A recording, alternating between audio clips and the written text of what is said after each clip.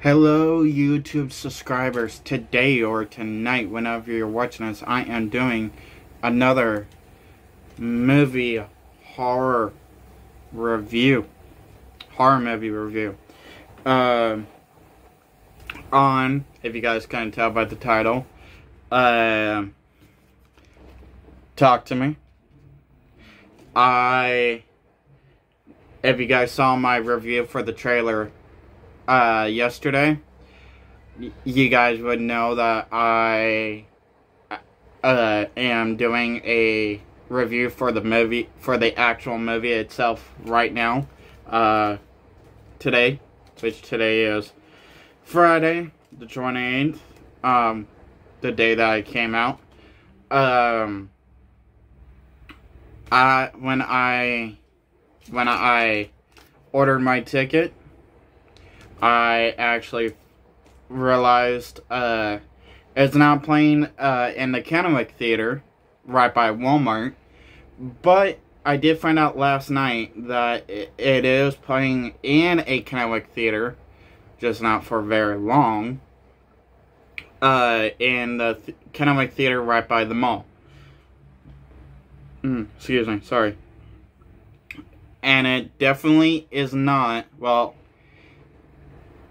it is, but not for very long, playing in the Pasco Theater as well. But your more chance to catch more times, more options to go see Talk to Me is out in Richland. Now, if you don't want to go out in Richland to go watch this, I totally understand. You probably have certain things that you have to deal with that's more important than going to see a horror movie all the way out in Richland. Depends where you live. So, me, I rarely have any responsibilities, so so today I decided, okay, I pre-ordered my ticket. I'm gonna go to Richland, watch Talk to Me, and I have row A, C8, and decided to go opening day. The movie didn't play yesterday, unless I probably would have gone and seen it yesterday. But for some reason, it was only playing today and throughout this weekend and next week. I don't know anything further after next week. But I went with one of my friends I haven't seen in a long time, tag along at the last minute. He's like, hey, can I go? And I'm like, sure, you don't mind going to Richland? And he's like, no, not at all. So him and I went, since I already paid for my ticket already, at the last minute I had to pay for it. I got his. That's because I'm such a nice person. I get my friend's ticket, unless they don't want me to, and they say no, like push me to a side and pay for their ticket first, before I have a chance. But anyway, on to the actual review to Talk to Me. Okay, if you guys saw my review for the trailer, you guys already knew my hope. I was not talking anything positive about the movie. I was basically throwing it down, basically putting it as garbage. And even though I said that in that review that I watched two spoiler-free reviews, and those two spoiler-free reviews were positive reviews without spoilers, which actually give me hope on what they said, because both of those people I heard watched their videos on, because they were YouTubers, and they said to them it wasn't anything that they originally expected. It wasn't, to them, they feel like this is gonna be the best horror movie of 2023 out of any of the other horror movies we gotten out this past year. So I'm like, and even going to get, and I'm like, alright, fine, I'll just go get a ticket.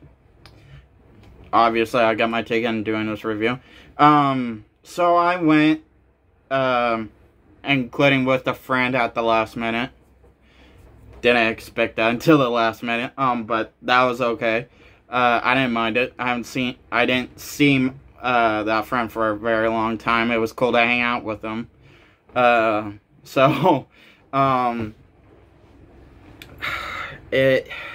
This movie, honestly, people hyped it up.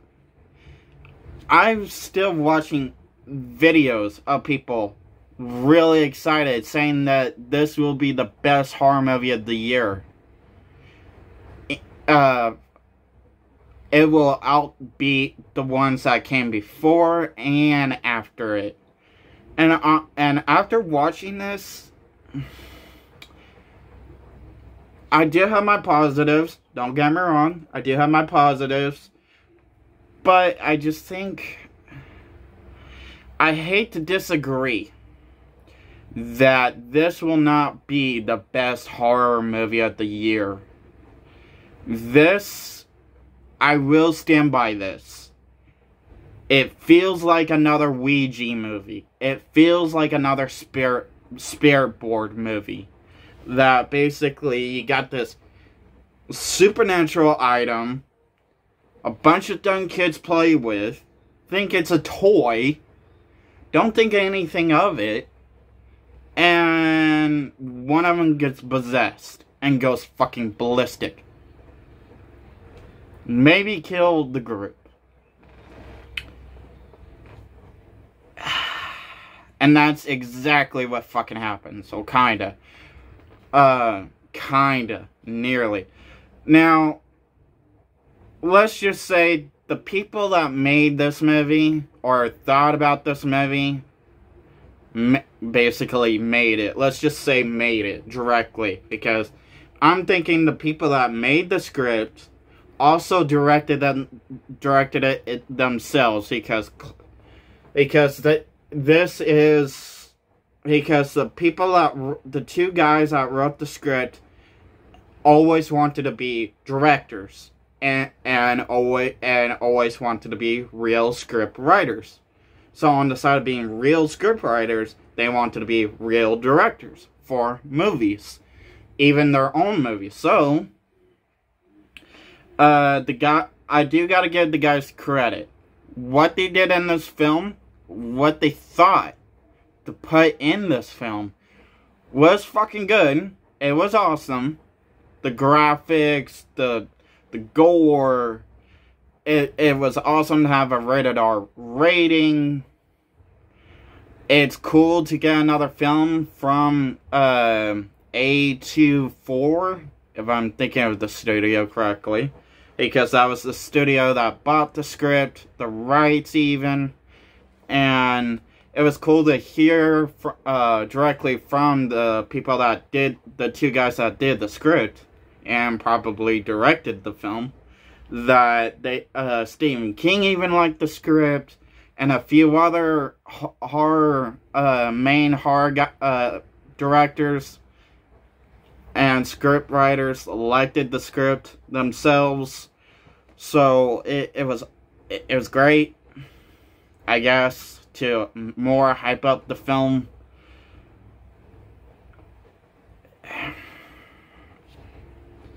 I may not seem that happy right now with it, but in this review, but I do gotta say, I will buy the film. I do like the film. I will buy it to add it in my horror movie supernatural collection. If Trick or Treat Studios, Spare Halloween, freaking NECA ever do a prop replica of the hand with the candle, which I'll explain why, because I guess, which I'll explain why. So if either of those three companies ever did a prop replica of the hand, connected with a candle, or just not even connected at all, just those two things, I will buy that prop replica, not just because I kind of liked the movie and also have the movie. I won't even buy the prop replica even if I have the movie. So yeah, I have a spare board, so I might as so I kind of figured if I do like the film, even kind of a little bit, I have a spare board and why not add the hand, because it's basically the same damn thing. But basically in this film, you get introduced by your one lead character, and your one lead character is so fucking broken, like every other horror movie. She's upset. She doesn't want to be around her dad because, honestly, something happened to her mother. She overdosed on pills and scratched at the door and, I think, banged her head on the door. And for some reason, they never went into detail why her mom did that. They just left it up in the air.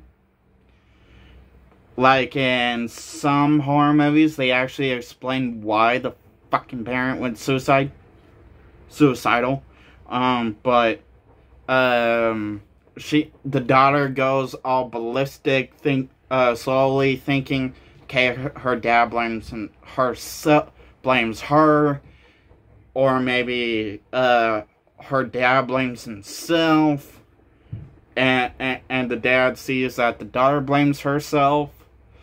And you see the dad for a few scenes, and that's it. The dad barely gets a main role here in the movie, but the scenes that you do, you see him moping, whining, trying to cope with it, which I get. I mean, you lost the one person you fucking love. But you still have a daughter that you're trying to be around the best way you could. And the daughter doesn't want to be around the father because, honestly, she feels like it's the father's fault, or it's her fault, or it's something. So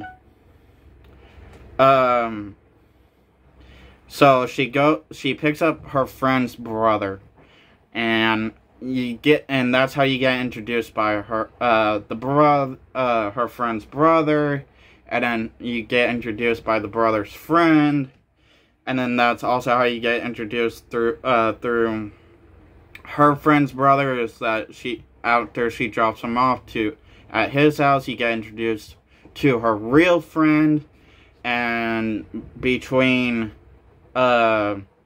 which you kind of feel a connection of her actual friend is drifting away from her, that she doesn't want. Throughout this whole film, you feel like she's actually drifting away, even though she quotes she's not actually drifting away from her. She doesn't want to be around her at all.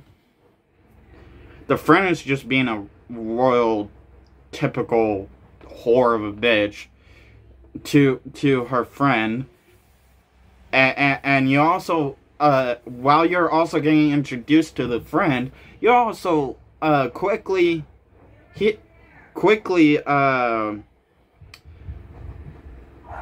notified that, oh yeah, I know he's your ex, but he's dating me now. So, can you not listen to our conversation? Can you not interrupt? Can you, I don't know, leave the room? I'm like, I'm like, okay, I know a lot of friends that most of the time do that shit, and most of those friends don't mind that, and our main lead actually did not give a shit. She's like, who fucking cares? He's my ex, so what? I have no feelings towards him. Who cares? But the friend still has a problem with that. So she goes out of the room, leaves the room, and helps the brother, which you can actually tell from the brother. He's kind of young, almost there to her age, and he actually likes our main lead. He actually cares. He feels for her.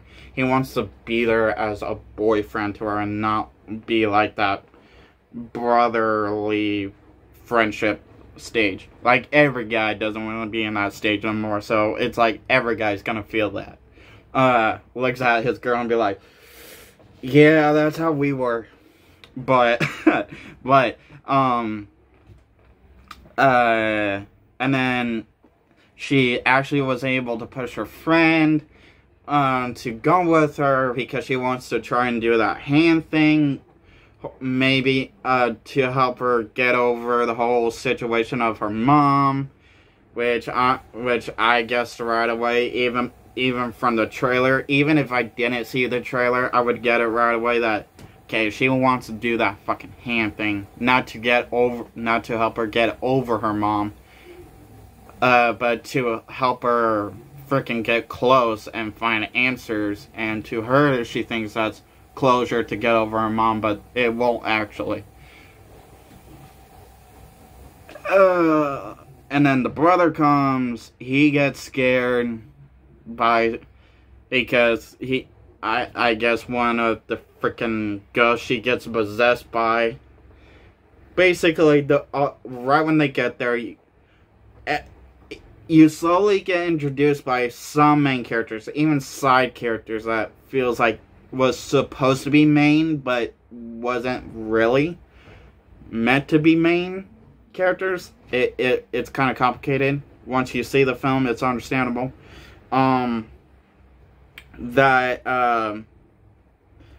Basically, the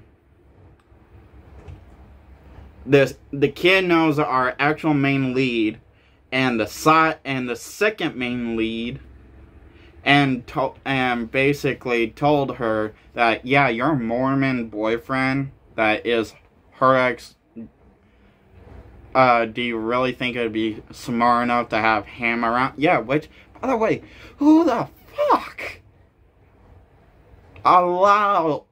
No girl wants to date a Mormon, even though, they know for sure. And with that part, I'm like, oh, you're dating a Mormon? Really? That's her ex is a Mormon, and you're worried about her? I'm like, seriously? But the guy or girl, that part is confusing, or unless it's a transgender or non-gender situation with that character. Basically knew a guy that found this hand and basically, if you lit a candle, you can't just touch the hand and say, talk to me, and like the spirit board. With a spirit board, you can use candles or not even use candles to use the spirit board.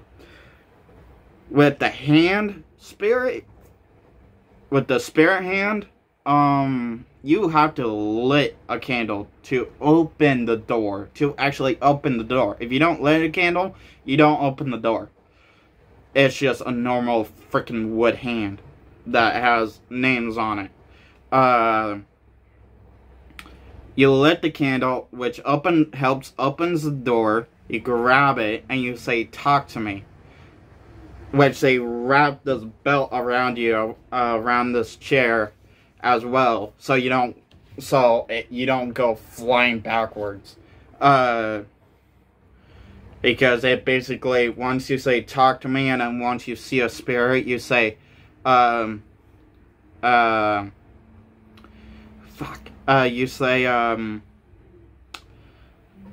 let you in, and it basically goes like this.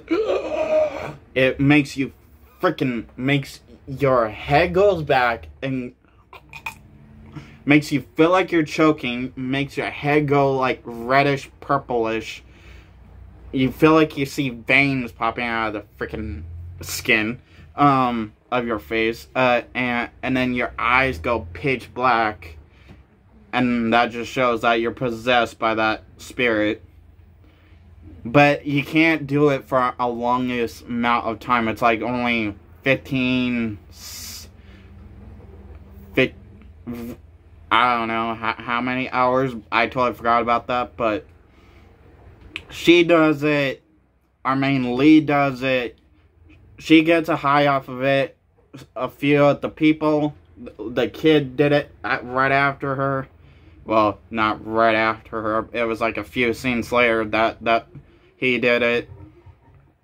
But after she did it, her friend gets creeped out by it. Her brother gets creeped out by it.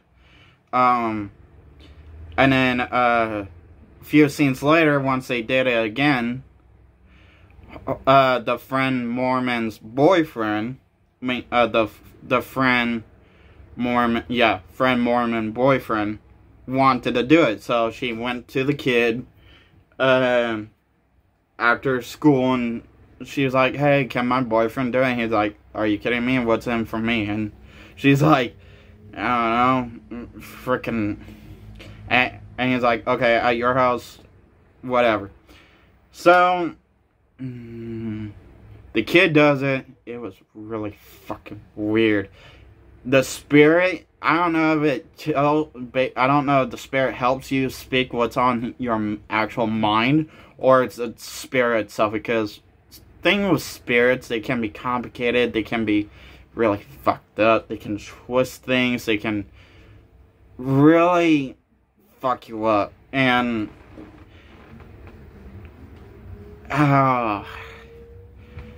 the friend gets pissed off, the boyfriend gets pissed off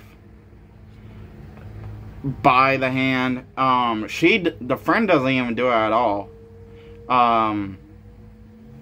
She watches everybody that does it, but she doesn't do it herself. Her brother wants to do it, and that's when it really starts a shit show.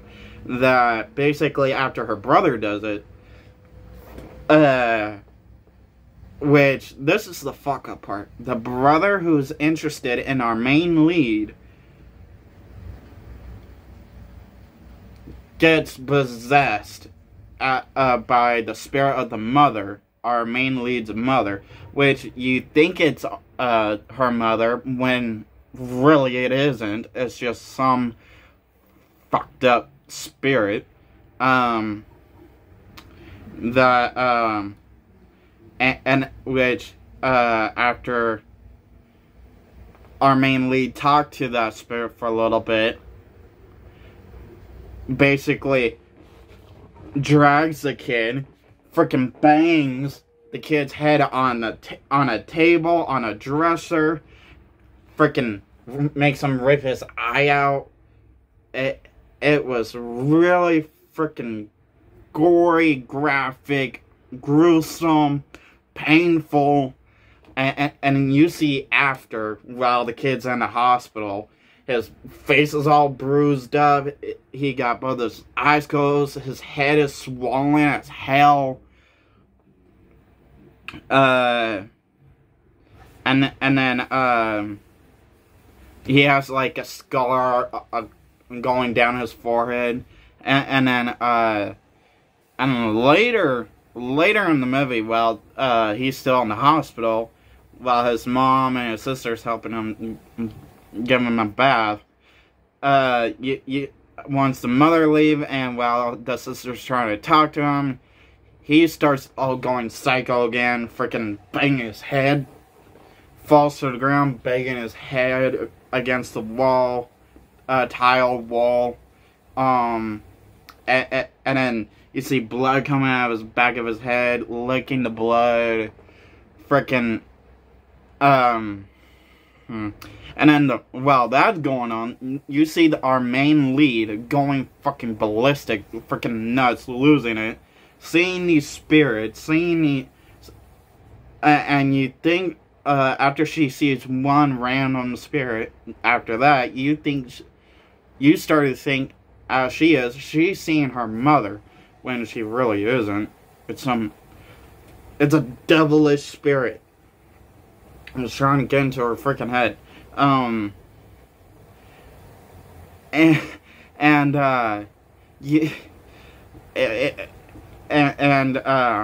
So it's like, you're going, while you're on this fucking roller coaster ride, our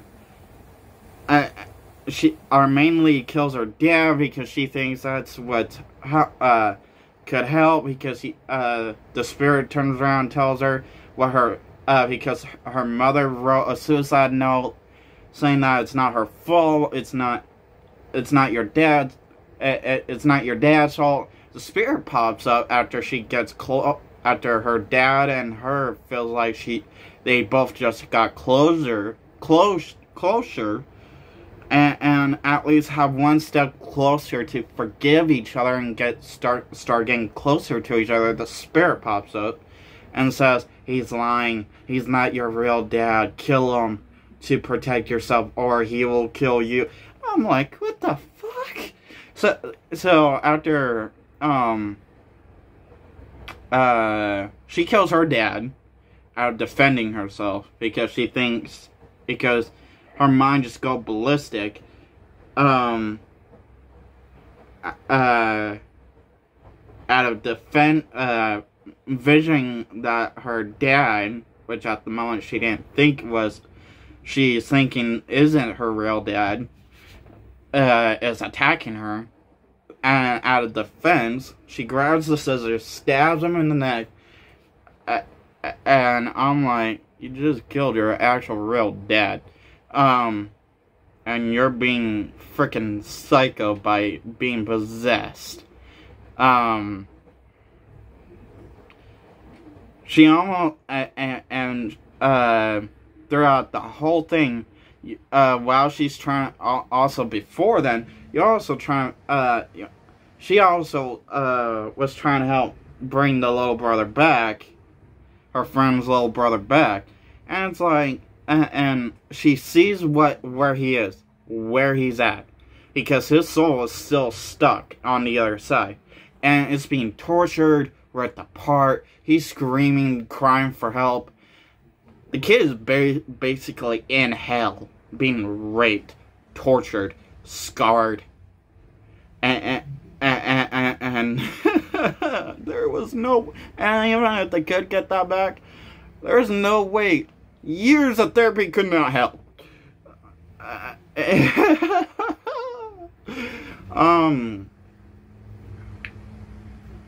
She was basically, and by the spirit making her think, okay, if you kill your father, your friend's son, your friend's brother, it will help me to come back. It will fuel me a gift that it'll make me come back to you.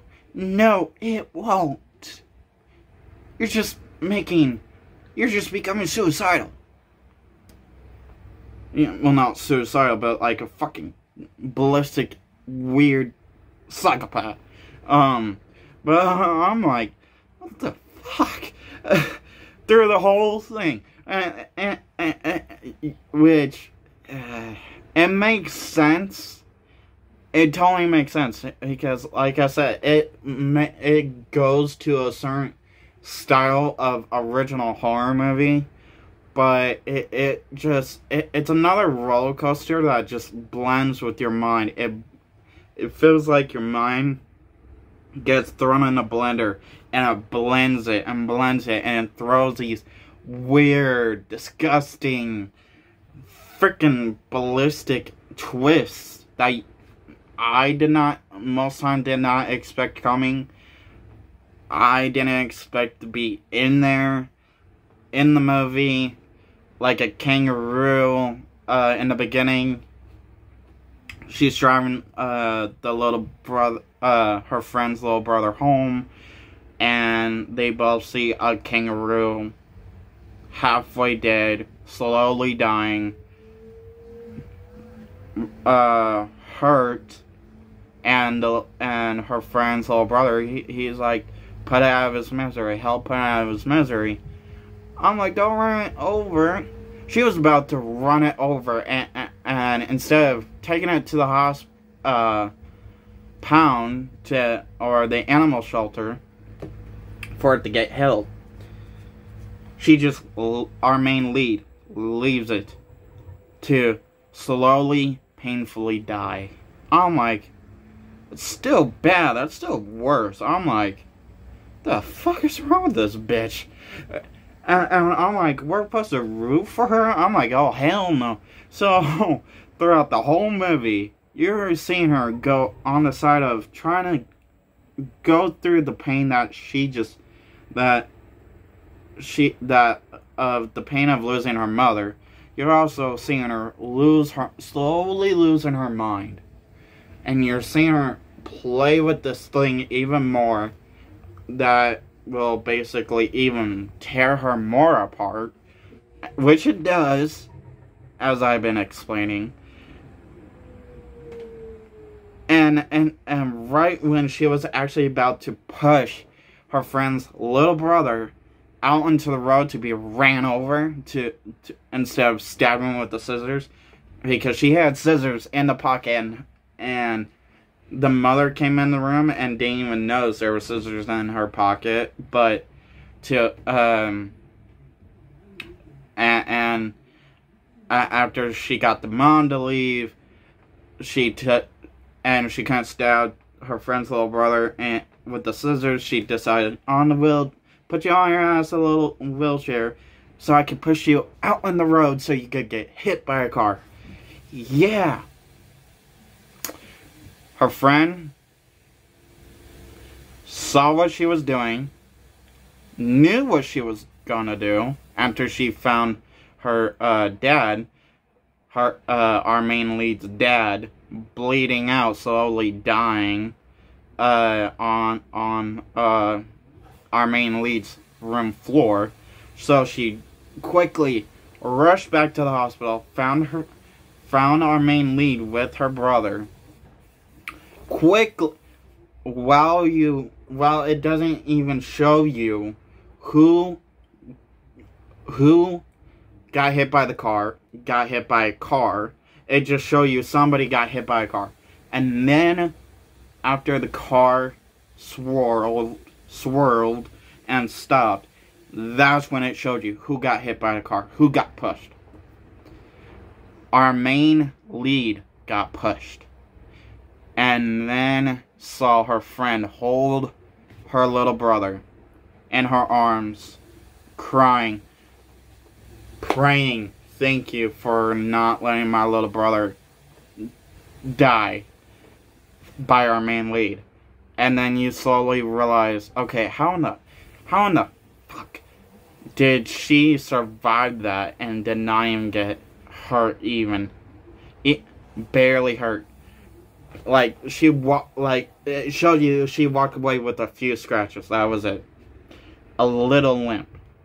I'm like, no, that can't be it. And then she walks back into the hospital, slowly sees her friend and the little brother got well. When I'm like, okay, no, the little brother would have been suicidal right after.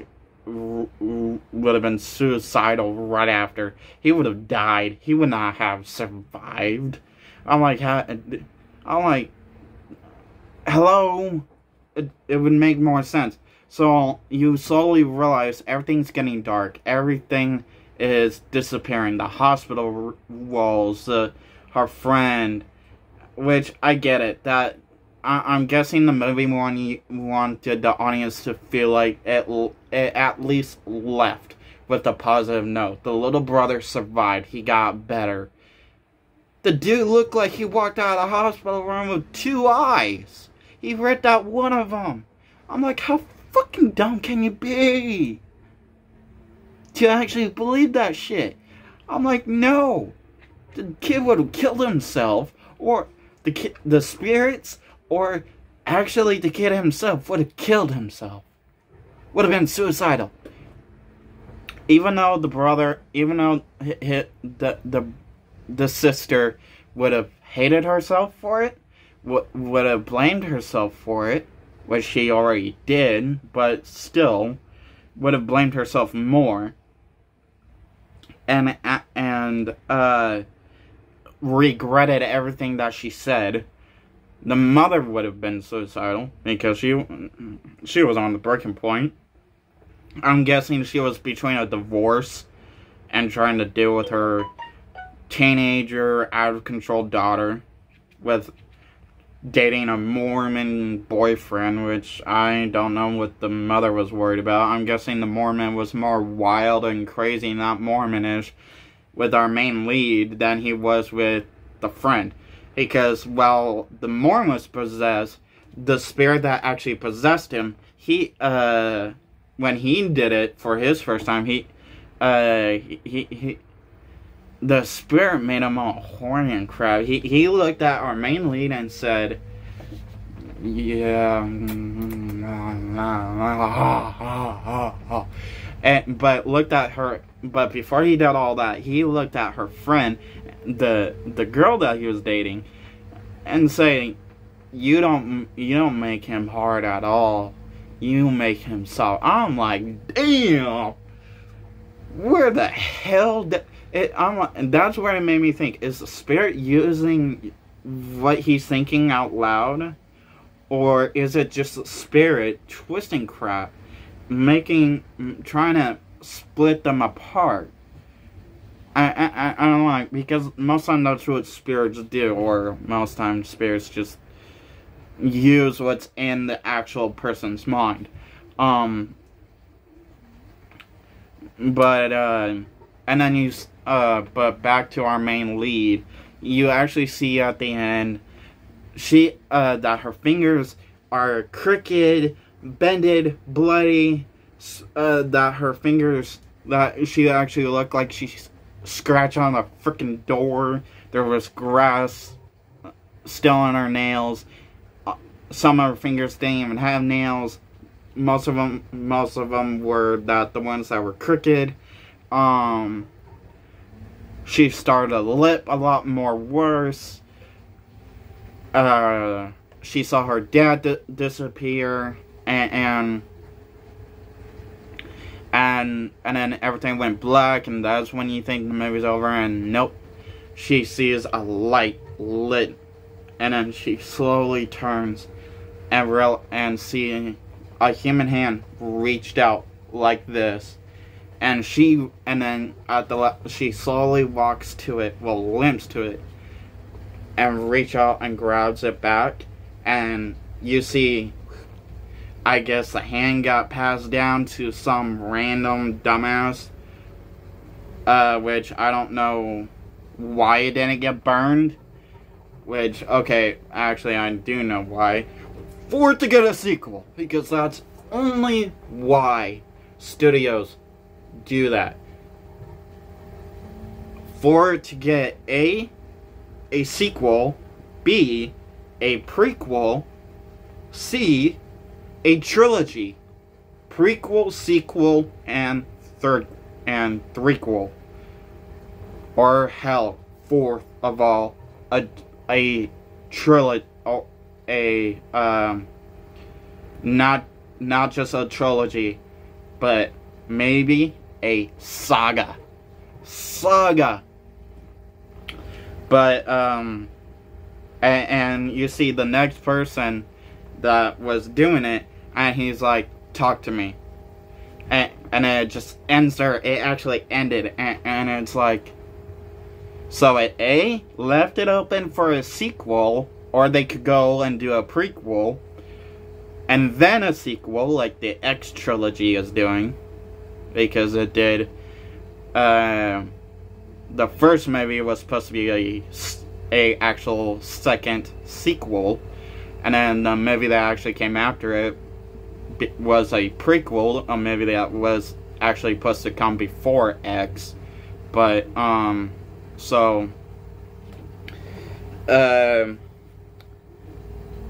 how the gore, I truly feel like was really good. I truly feel like it was okay, not okay, but like good. It was good. The graphics were good. The blood work was good. I give this movie 4 stars, not 5, like everybody is saying that they're giving it. This is me, my voice, my thoughts, my opinion. 5, not 5 stars. 4, not 4.5. 4 stars. I'm giving this movie fucking 4 stars. That's it. Nothing more, nothing less. Will I buy this movie? Absolutely. If they make prop items of this movie. The hand and the candle. Hell, just the hand even. Fuck that, yeah. I'll buy the hand. I think it would be even more smart and more better if they also add the candle with it. Not like attached to it, where it's like a board then attached to it. No, I think it'd be more better if you guys could, if Trick or Treat Studios, Spare Halloween, or NECA could do like the hand and then the candle separately, and price it maybe around $40-$30. So drop your comments down below. What did you guys think about this movie? Did you guys like it at all? Did you guys hated it? Do you guys even think it's gonna be the horror movie of the year? If not, then comment. Basically, comment anything about this movie. If it's about this movie, if it's anything about Talk to Me, comment it down below. Hit that like button if you like this video. Hit that dislike button if you didn't like this video. If you're a old subscriber, welcome back. If you're a newcomer crossing by at one of my videos, welcome. Please hit that subscribe button, because I welcome all new and old subscribers with open arms. Have a nice day. Have a nice night whenever you're watching this. Peace.